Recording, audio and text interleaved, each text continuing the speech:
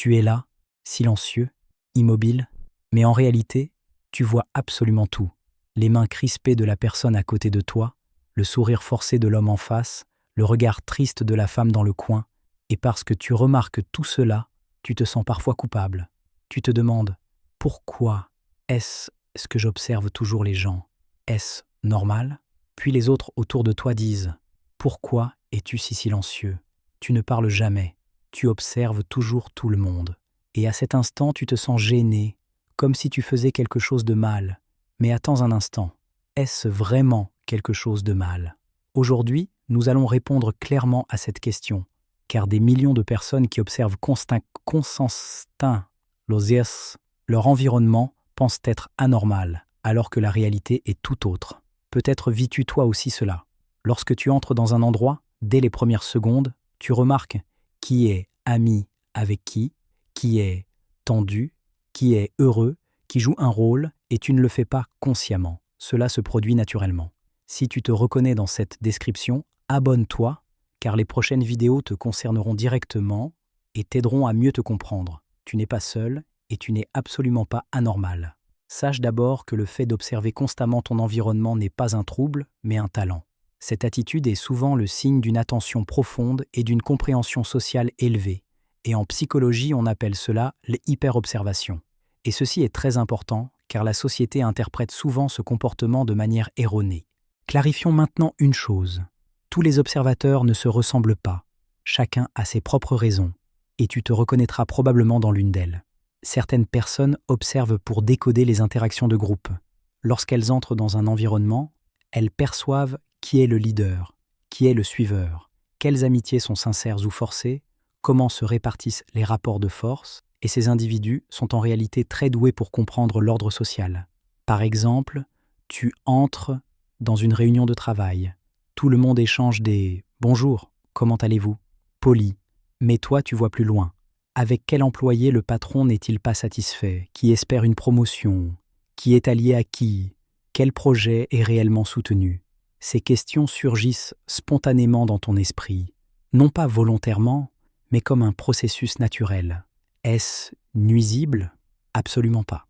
Ces personnes deviennent d'excellents joueurs d'équipe, car elles détectent très tôt les tensions cachées au sein du groupe, et en comprenant à l'avance les sensibilités de chacun, elles deviennent très efficaces et persuasives dans la négociation. D'autres personnes, en revanche, observent pour une raison totalement différente. Comprendre les états émotionnels. Pour elles, chaque être humain est une histoire à déchiffrer. Que se cache-t-il réellement derrière les mots? Le sourire est-il sincère? Ce « ça va » est-il vrai? Elles analysent tout, parfois sans même s'en rendre compte. Par exemple, un ami dit « Je vais très bien aujourd'hui », mais son ton est différent. La plupart des gens acceptent la réponse de surface, alors que toi, tu remarques les épaules affaissées, l'absence de contact visuel, le débit de parole plus lent chez quelqu'un d'ordinairement énergique. Et tu te demandes « Est-ce qu'il va vraiment bien ?» Et bien souvent, tu as raison. Souvent, tu n'es même pas conscient de cette capacité, mais c'est un talent extrêmement précieux. Ces personnes font d'excellents amis, car elles perçoivent les besoins que les autres n'expriment pas et peuvent se rapprocher simplement en se disant « Cette personne a besoin de soutien ». Un autre groupe observe avant tout pour des raisons de sécurité. Pour eux, chaque lieu est d'abord évalué selon qu'il est sûr ou non. Où sont les sorties? Cette foule est-elle confortable? Ces personnes sont-elles fiables? Ils effectuent en permanence une évaluation des risques. Par exemple, vous allez dans un nouveau restaurant. La plupart des gens regardent le menu, mais toi tu évalues le niveau sonore, l'attitude du personnel, l'énergie des autres clients, et tu te demandes si tu voudrais revenir ici. C'est précisément là que naît le malentendu. Ces évaluations détaillées peuvent être perçues comme de la paranoïa, alors qu'il s'agit en réalité d'une conscience situationnelle très développée. Ces individus deviennent souvent d'excellents organisateurs, car en ayant anticipé les problèmes, ils sont considérés comme fiables. Il faut alors se poser la question suivante. Pourquoi la société interprète-t-elle mal ce comportement? Parce que, dans le monde moderne, être social est souvent assimilé au fait de parler constamment. Comme les observateurs parlent moins, ils peuvent être perçus comme antisociaux, ce qui est totalement faux. Autrefois, on disait « écoute beaucoup, parle peu ». Aujourd'hui, Ceux qui écoutent en silence sont parfois étiquetés comme non participatifs, et c'est un sujet très important. En réalité, les observateurs participent aux environnements sociaux de manière bien plus profonde. Leur silence ne vient pas d'un manque d'intérêt, mais d'un traitement intensif de l'information. Ils veulent comprendre. Le monde moderne exerce une pression pour donner immédiatement son avis, comme si une réaction instantanée était obligatoire, alors que certaines personnes préfèrent d'abord comprendre puis parler, ce qui traduit en fait une conception de la communication plus qualitative. Les observateurs attentifs estiment que des interventions pertinentes valent mieux que des réactions rapides. Derrière l'observation se cachent des mécanismes très sains, comme la conscience de la situation, qui permet de capter rapidement les changements de l'environnement, mais aussi une forte capacité d'empathie. Ils cherchent à comprendre avant de juger, ce qui est une compétence sociale très précieuse. C'est également le signe d'une pensée analytique. Au lieu de tirer des conclusions hâtives, ils ressentent le besoin de collecter davantage de données. Ce comportement est-il sain?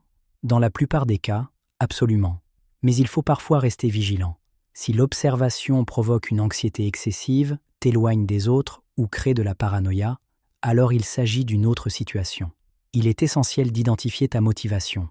Observes-tu pour apprendre et comprendre par peur, par curiosité ou par besoin de te protéger? Cette distinction est cruciale. La première est une stratégie d'apprentissage saine, la seconde est une dynamique sur laquelle on peut travailler. De manière générale, être observateur est un immense avantage, bien plus que tu ne le penses. Les personnes dotées de cette capacité peuvent devenir d'excellents dirigeants, car comprenant les dynamiques de groupe, elles prennent les bonnes décisions au bon moment et, en situation de crise, évaluent rapidement la situation pour proposer des solutions rationnelles. Elles sont aussi des conseillers extrêmement fiables, car les autres savent qu'elles écouteront sans juger. Un autre avantage est qu'elles commettent moins d'erreurs, car en collectant plus d'informations avant de décider, leurs évaluations sont généralement plus justes. Alors, comment éviter que ton entourage te comprenne mal? D'abord, ne cherche pas à cacher ta capacité d'observation. C'est une qualité précieuse. Tu peux expliquer « Je préfère d'abord comprendre la situation ». Partage parfois tes observations avec des phrases simples comme « Tu as l'air un peu fatigué aujourd'hui », qui montrent ton attention. Sois bienveillant envers toi-même. Malgré la pression à socialiser rapidement, respecte ton propre rythme. Tu n'as pas besoin d'être social au même niveau que tout le monde. Définis les objectifs de ton observation. Si c'est ton outil d'apprentissage, assume-le. Si c'est un comportement d'évitement, envisage d'y travailler. Enfin, n'oublie pas que ces capacités sont aussi précieuses pour les autres. Dans les situations complexes, les détails que tu remarques peuvent être essentiels pour le groupe. Laquelle de ces motivations te correspond le plus? Lis-tu les structures sociales, les états émotionnels ou fais-tu une évaluation de la sécurité? Écris un seul mot en commentaire, social, émotionnel ou sécurité. Quel que soit ton profil, ta nature observatrice peut être une formidable source de force, à condition de l'utiliser non pas pour t'isoler, mais pour créer des liens plus profonds. Car la véritable compréhension ne se trouve pas dans les jugements hâtifs, mais dans l'observation patiente.